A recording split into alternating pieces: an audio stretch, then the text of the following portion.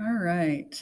I'm going to go over the things that we did in class on the 14th, and this will also apply to December 15th as well.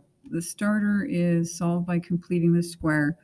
What we need to remember is in order to complete the square, we need to have it in the form x squared plus bx equals d.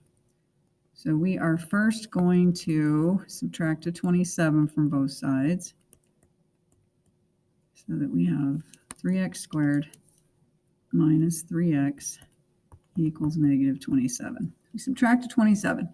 Then we're going to divide both sides by 3. So we have x squared minus 12x equals negative 9.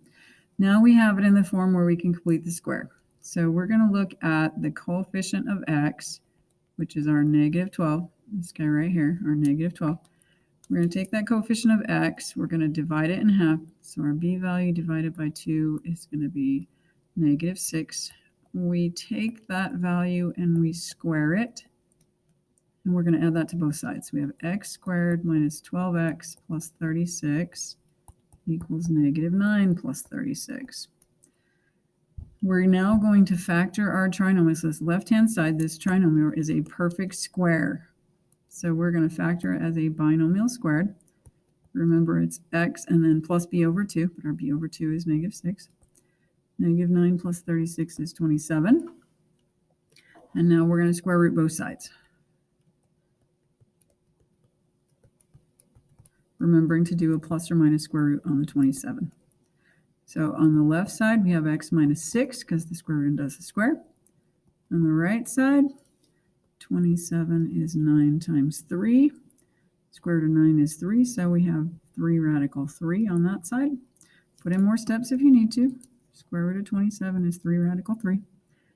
And then if we move the 6 to the other side, we have 6 plus or minus 3 radical 3, and we are done. That was the starter. The next thing we did is we talked about simplifying radicals, because not only did we do the 4.4 quiz, we also did a radicals quiz.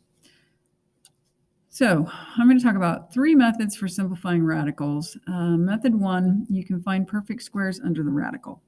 So the idea, and the steps are outlined over here. So we have an example, square root of 75. So we take that 75, we find perfect square factors, and factors that are not perfect squares. But we're specifically looking for perfect squares. So we look at the 75 as being 25 times 3. So the square root of 75 is square root of 25 times 3. We can break that apart because we have a property that says the square root of a times the square root of b is the square root of ab. And we can use that property in either order to pull radicals apart or to multiply 2 radicals together and create 1. So square root of 25 is 5, and we have 5 radical 3, and we're finished. Another example of this, when we look at that 12, square root of 12, recognize that 12 is 4 times 3. 4 is a perfect square. It's 2 times 2. Square root of 4 times the square root of 3. In practice, I'm usually going to skip this step and just go square root of 4 turns into a 2. And under the radical, we still have a 3. So in practice, I'll probably skip that step a lot, and you can as well. So 2 radical 3, that's our square root of 12. Second method.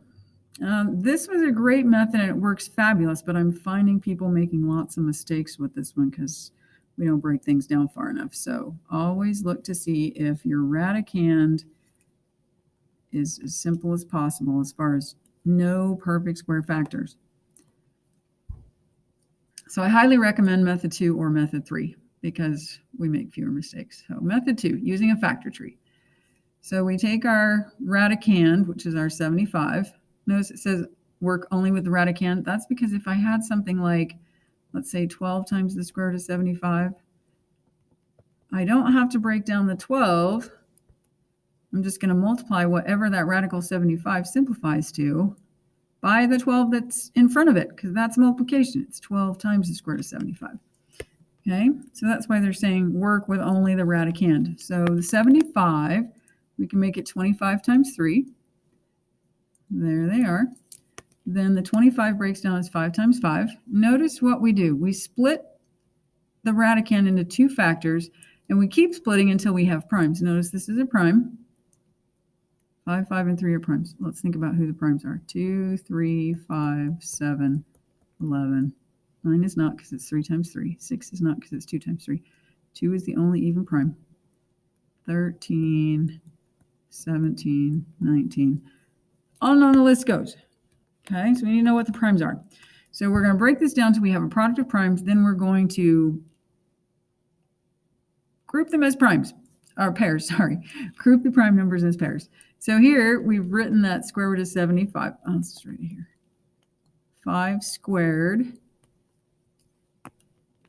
times 3.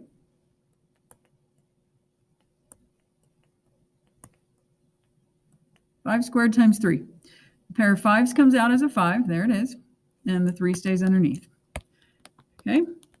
List the number from each pair only once outside the radical and leave unpaired numbers under or inside the radical.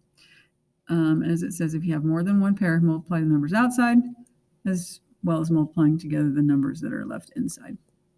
Okay, let's try 108. 108 is even, meaning it's divisible by 2.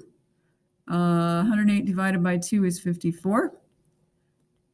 54 is still even. I can divide out another 2. 54 divided by 2 is 27. 27 is not prime. It's divisible by 3. It's 3 times 9. 9 is not prime. It's 3 times 3. So we break it down until we have only primes as our lowest leaves on this factor tree. Okay. So we're going to have, for our pairing, we have a 2 squared. That's this pair of 2's right here. Pair up some 3's. A 3 squared. And there's 1 3 that is unpaired. Square root undoes the square. So a 2 comes out, a 3 comes out, a 3 stays underneath. 2 times 3 is 6. And we have 6 radical 3 for our simplified version. Okay, finally, the last method. It's really pretty close to the method we just did, but instead of just looking at any factorization of 75, we look at just prime numbers as factors. And we do one at a time. So here's how we start. We start by saying, okay, 75 is divisible by 5 because it ends in 5. So we divide 75 by 5. That's what they did over here. Okay? 75 divided by 5 is 15. We look at the 15 and say, oh, yep, 15, I can divide it by 5. And that leaves a 3. Now 3 is prime, so we are finished. Now notice we have a pair of 5s. So we pair them up. So group the prime numbers into pairs. So we have 5 squared times 3. The 5 comes out because the square root of 25 is 5. Then we have 5 radical 3. And as it says over here, leave any unpaired numbers inside the radical. If you have more than one pair, multiply the numbers outside of the radical as well as the numbers left inside. Okay, so let's try that with this example right here. 504. It's even, so I can divide it by 2. Driving range. Please move your car. We have a number of cars on the driving range. Thank you. Sorry about that. Now, 252 is still even, so I can divide it by another 2. It's just a little different way of organizing our information that we would have if we did a factor tree. 252 divided by 2 is 126. Still even, so I can get a third 2. 126 divided by 2 is 63. Could you do a factor tree? Yes. 63. It's no longer divisible by 2, but it is not prime. You remember your multiplication facts. 63 is 7 times 9. I could go there. Or I could divide 3 into the 63. I kind of like the 7 and the 9.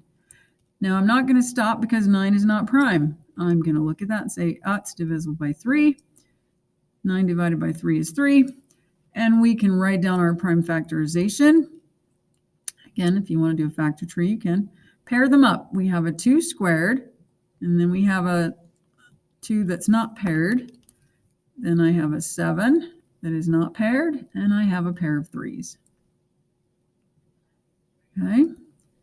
2 comes out from the 2 squared. 3 comes out from the 3 squared, and under the radical, we still have the 2 and the 7 that we're not paired up with anybody like them. 2 times 3 is 6.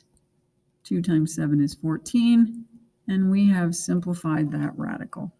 And I think that was it. Yes, that is it.